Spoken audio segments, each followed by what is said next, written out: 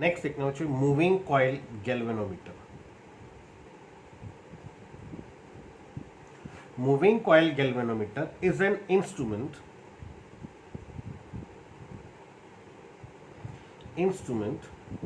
used for the detection and measurement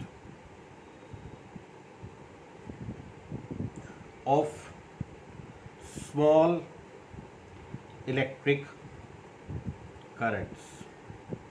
use for the detection and measurement of small electric currents. इसमें basic principle क्या है? Basic principle is current carrying coil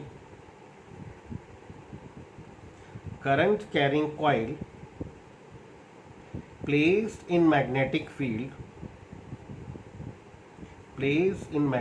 field experiences a torque।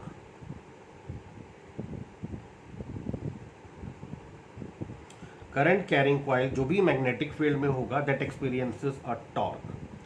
Construction क्या है please देखना बच्चे। Construction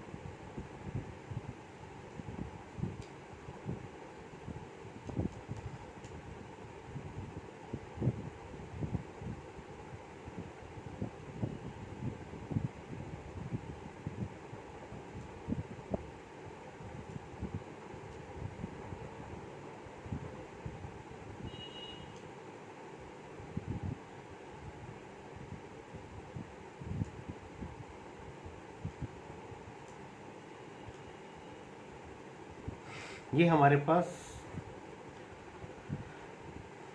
soft iron core, इसके ऊपर ये हमारे पास मेटेलिक फ्रेम यूजुअली ब्रास। ये हमारे पास large number of turns of copper winding, large number of turns of copper winding. ये हमारे पास मूवेबल फॉस्फर, ये हमारे पास है फॉस्फर ब्रॉन्ज स्ट्रिप।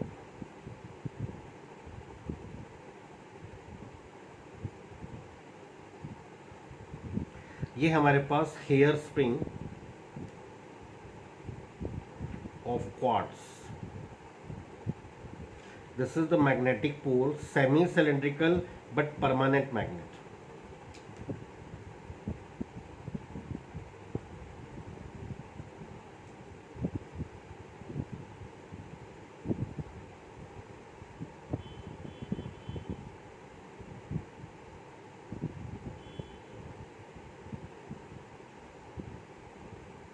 तो north and south are the pole pieces of semi cylindrical permanent magnets. ये हमारे पास coil PQRS1, ये copper winding. बच्चे ये डायग्राम अगर आप ऊपर से देख रहे हैं, टॉप व्यू अगर देख रहे हैं, तो ये हमारे पास होता है cylindrical poles. This is north pole and this is south पोल।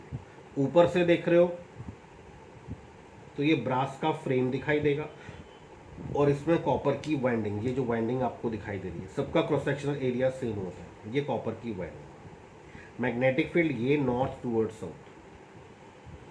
यहाँ पर पॉइंटर लगा होता है यहाँ पर, और स्केल यहाँ पर बाहर की तरफ। पॉइंटर इधर जाएगा या इधर जाएगा, मीन्स डिपेंड करेगा।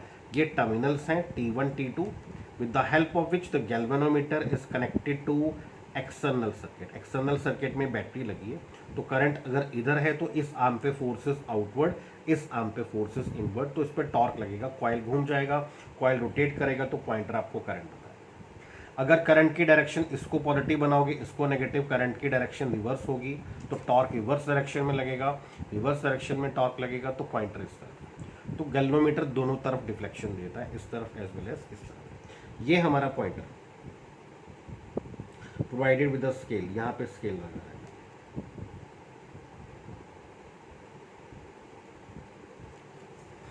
इस डायग्राम को एक बार फिर से देखना आपने। तो सबसे पहला जो पोर्शन होता है इसमें, ये हमारे पास होता है आयरन की कोर, सॉफ्ट आयरन की कोर।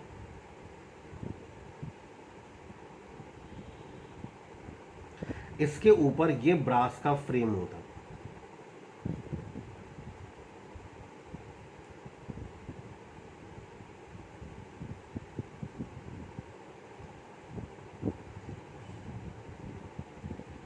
और यहां पे बहुत सारी टर्न्स होती हैं कॉपर वाइंडिंग की।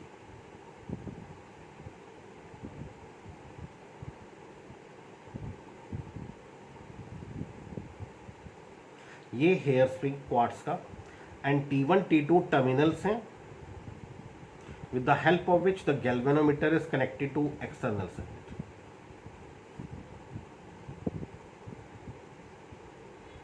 ये हमारे पास मैग्नेटिक पोल्स,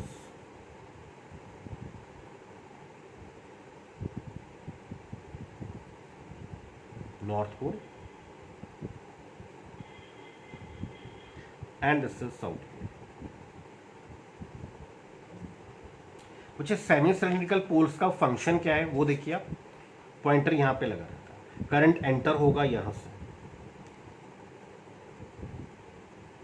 तो force outward, force inward, torque लगेगा, पॉइंटर रोटेट करेगा ऐसे।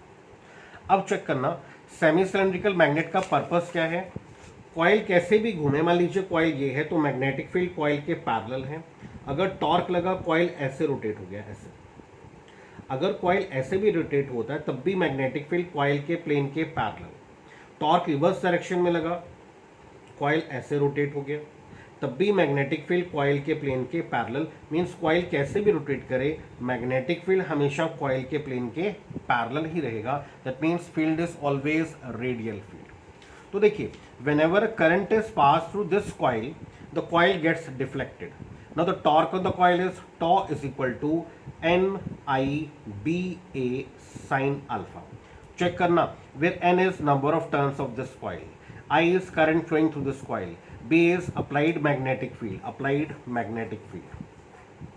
A is area of cross section of each turn and alpha is the angle between normal to the coil and magnetic field. देखिए बच्चे last मैंने आपको case में बताया कि फील्ड इज रेडियल। अगर फील्ड रेडियल है तो angle between magnetic field and the coil is zero.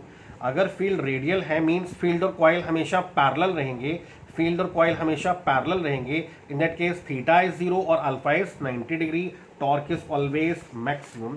So due to radial field, ये जो सेमी सिलेंड्रिकल पोल्स हैं, ये जो सेमी सिलेंड्रिकल पोल्स हैं, इनके कारण कॉइल मैग्नेटिक फील्ड के हमेशा पैरेलल ही रहेगा। तो कॉइल अगर मैग्नेटिक फील्ड के हमेशा पैरेलल रहेगा तो अल्फा इज ऑलवेज 90 डिग्री, इस पर टॉर्क हमेशा मैक्सिमम लगेगा। और कितना टॉर्क लगेगा, NIBA, ये टॉर्क इस पर लगेगा। इस टॉर्क के लगने से कॉइल डिफ्लेक्ट होगा। जब ये डिफ्लेक्ट होगा तो जो फॉस्फोरस बॉन्ड स्ट्रिप है और ये जो हेयर स्प्रिंग है ये ट्विस्ट हो जाएंगे ऐसे। इनमें एक टॉर्क डेवलप होगा that is called restoring torque. अगर आपने पढ़ा था +1 में, आपके पास body fix to the one end of a spring, body को डिस्प्लेस किया टुवर्ड्स एक्सट्रीम, ये स्प्रिंग स्ट्रेच हो गया, इसमें एक फोर्स डेवलप हुआ, that force is restoring force. और उसने बोला था restoring force is directly proportional to linear displacement. और जब भी हम प्रोपोर्शनल हटाते हैं के हमारे पास होता है फोर्स कांस्टेंट। नेगेटिव साइन हम लगाते हैं बट छोड़िए उस बात को। तो restoring force is directly proportional to linear displacement. अब यहाँ पे फोर्स था, रोटेशनल मोशन में टॉर्क होगा, तो restoring torque is directly proportional to angular twist. जितना इसका एंगुलर ट्विस्ट होगा उतना इसमें और इसमें रीस्टोरिंग टॉर्क डेवलप होगा। और जब भी हम प्रोपोर्शनल हटाते हैं के हमारे पास होता है टॉर्क कांस्टेंट। तो देखिए जैसी करंट बंद होगा ये कॉइल वापस चली जाती है अपनी इक्विलिब्रियम पोजीशन में। पॉइंटर अगर इधर था, कॉइल वापस चली गई, पॉइंटर वापस चला गया। तो जितना डिफ्लेक्टिंग टॉर्क होता है उतना ही रीस्टोरिंग टॉर्क होता है। तो कहते हैं deflected position in equilibrium position in deflected position, equilibrium position, जो डिफ्लेक्टिंग टॉर्क होगा that would be equal to restoring torque. Deflecting torque is NIBA, restoring torque is K into theta. तो I कितना मिला, I is equal to K upon NBA into theta, where K क्या था हमारे पास, torque constant. Check करना बच्चे, K constant है, number of turns of this coil constant है, मैग्नेटिक फील्ड कांस्टेंट है, area of cross section of each turn constant है. तो ये सारी वैल्यू कांस्टेंट है which we call as galvanometer constant, where G is equal to K upon NBA is called galvanometer constant. G constant, तो I is proportional to theta. That means deflection produced in the galvanometer is directly proportional to current flowing through the coil of galvanometer.